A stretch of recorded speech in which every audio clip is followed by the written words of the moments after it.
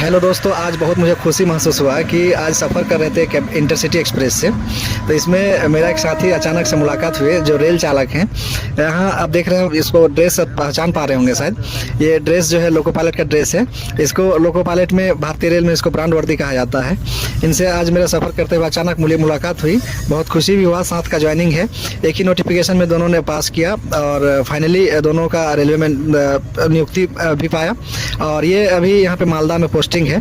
तो काफ़ी सारे लोग ये कह रहे थे कमेंट करके कि लोको पायलट से इंटरव्यू लिया जाए और किस तरह से किस तरह से एग्ज़ाम लिया जाता है।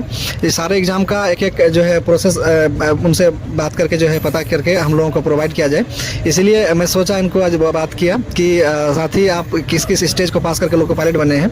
हमारे जो व्यूअर्स है उनको थोड़ा सा जानकारी के लिए आपका थोड़ा सहमति चाहिए। तो इन्होंने बोला कि ठीक है, कोई भी प्रकार की बात नहीं है। तो यहाँ पे अभी काफ़ी दिनों से करीब 25 तारीख से एग्ज़ाम CBT 1 लोको पायलट का चल रहा है।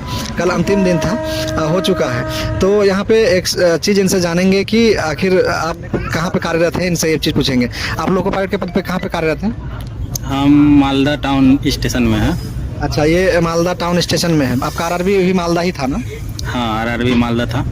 इनका जो फॉर्म भरे थे उस टाइम 2018 के नोटिफिकेशन से है ना अभी? हाँ हाँ, 2018 के नोटिफिकेशन से ये भी बिलोंग करते हैं।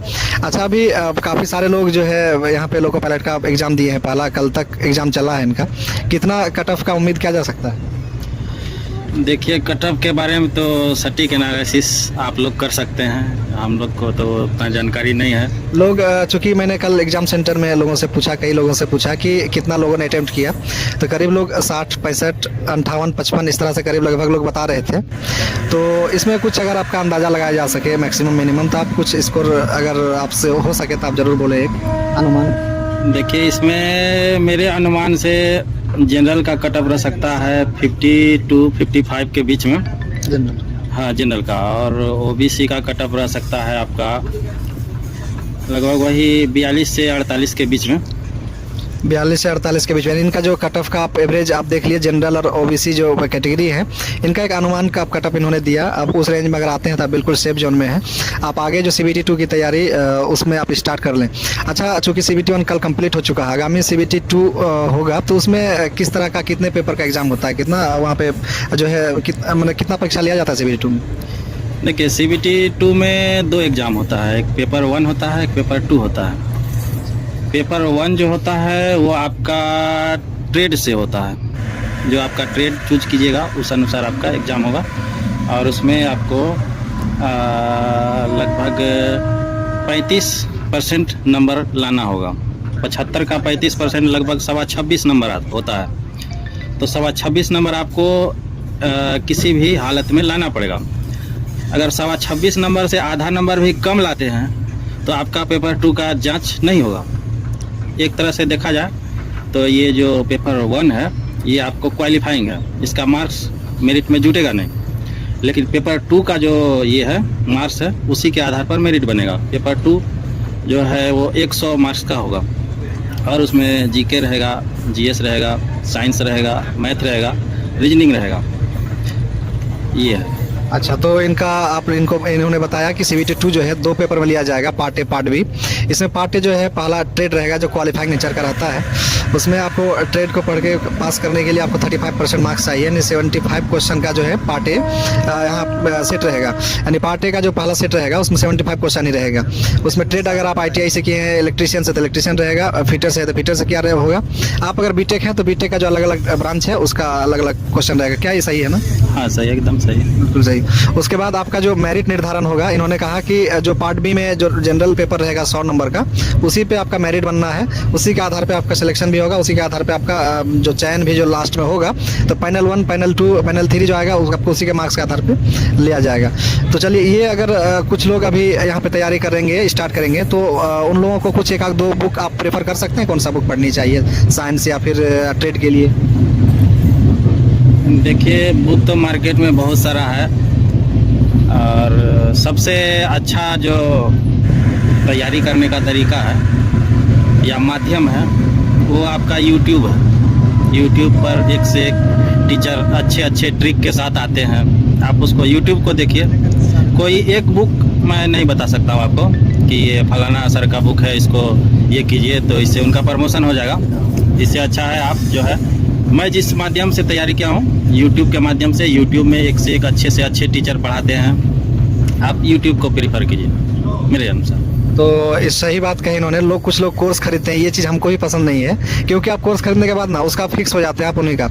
यहाँ यूट्यूब पूरा दुनिया बहुत, यूट्यूब की दुनिया बहुत लंबा है। आप 10 टीचर का ट्राई करें, उसके बाद उसका किसी ना किसी का अच्छा लगेगा ही। उस हिसाब से जिसका अच्छा लगे, एनालिसिस सही लगे, उनका लगातार देखें। उन लोग भी यूट्यूब पे लगातार क्लास लेते हैं, तो आप उस हिसाब से तैयारी कर सकते हैं, जो बेस्ट लगे, जिनकी भाषा आपको समझ में आए।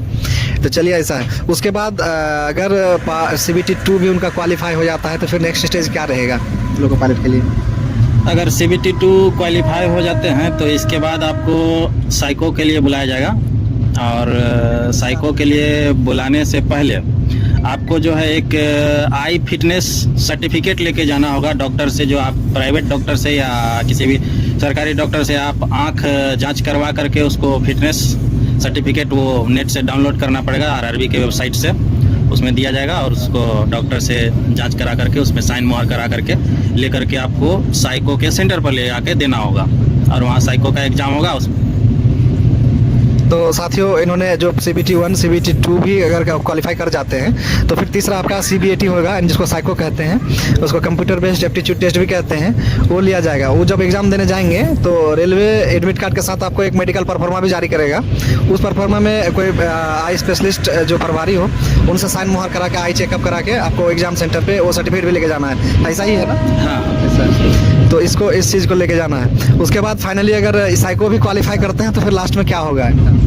अगर साइको भी क्वालिफाई कर जाते हैं तब फिर आपका मेडिकल होगा, और मेडिकल के बाद फिर नहीं, पहले डॉक्यूमेंट वेरिफिकेशन होगा, और डॉक्यूमेंट वेरिफिकेशन के बाद आपका डॉक्यूमेंट यदि सारा सही पाया जाता है, कोई भी उसमें त्रुटि नहीं पाई जाती है, तो आपको फिर वहीं से मेडिकल के लिए भेजा जाएगा। तो चलिए, इन्होंने जो है आपको लास्ट स्टेज जो है मेडिकल डॉक्यूमेंट वेरिफिकेशन और मेडिकल एग्जामिनेशन दोनों चीज़ होगी। लास्ट में उनका सब, ये सब भी अगर आप फिट पाए जाते हैं, क्योंकि ड्राइवर में किस कैटेगरी का मेडिकल होता है, चाहिए होता है? ड्राइवर में देखिए A1 कैटेगरी का मेडिकल होता है। A1 कैटेगरी कहने का मतलब है कि आपका जो आई है वो 6/6 होना चाहिए, ठीक, और कलर ब्लाइंडनेस नहीं होना चाहिए। जैसे कि कलर ब्लाइंडनेस उसको कहते हैं कि यानी आँख जो है आपका रंग को नहीं पकड़ पा रहा है कि किस कलर का रंग, माने किस रंग का लाइट जल रहा है, तो उसको नहीं पकड़ पा रहा है, तो उसको कहते हैं कलर ब्लाइंडनेस। और कलर ब्लाइंडनेस का कोई इलाज नहीं है। कलर ब्लाइंडनेस ये जन्मजात होता है, आनुवांशिक होता है। तो चलिए, इन्होंने जो है सारा आपको लगभग बता दिए।